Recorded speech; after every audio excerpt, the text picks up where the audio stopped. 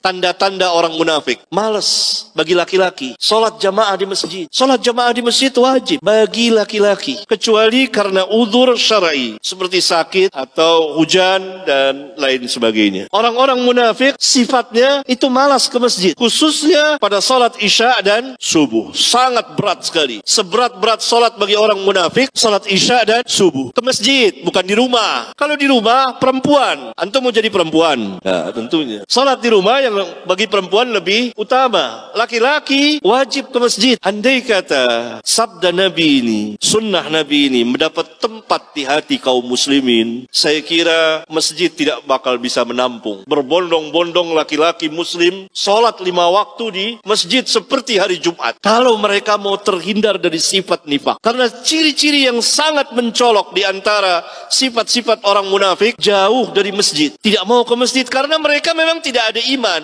Nah, kalau kita orang-orang yang telah beriman tidak mau ke masjid, sholatnya di rumah, berarti kita mengikuti sifat mereka. Walaupun kita beriman, tidak kufur, tidak. Tapi ini nifak amali. Dan ini yang penyakit ini yang banyak ya, ini terjangkit kaum muslimin penyakit ini. Mereka sholat di rumah-rumah. Laki-laki sholat di rumah. Malu. Malu nggak? Malu nggak? Malu. Al-haya'u minal iman. Malu itu sebagian dari iman. Masa kita laki-laki sholat di rumah sama perempuan-perempuan? Malu. Laki-laki itu disifatkan dengan gagah, dengan berani melangkahkan kakinya ke masjid, sholat berjamaah di masjid. Kalau sunnah ini satu saja mendapat tempat di hati kaum muslimin, Allah akan muliakan mereka, tinggilah mereka, rendahlah orang-orang kafirin. Sekarang masjid subuh berapa saf?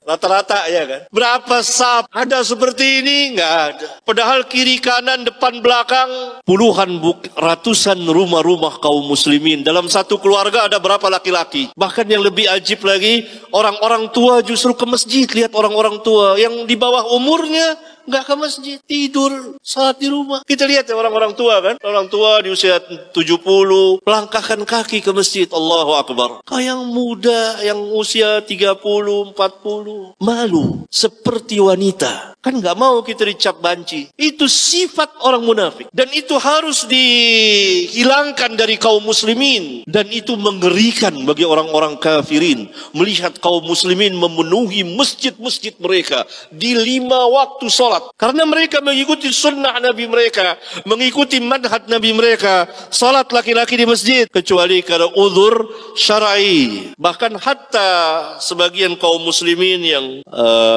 sakit masing berusaha walaupun mereka dapat uzur, masing berusaha ke masjid untuk salat di masjid. Cinta kepada masjid, cinta kepada masjid. Allahu Akbar. Ini sunnah yang azimah, syiar Islam yang besar. Laki-laki kaum muslimin salat di masjid.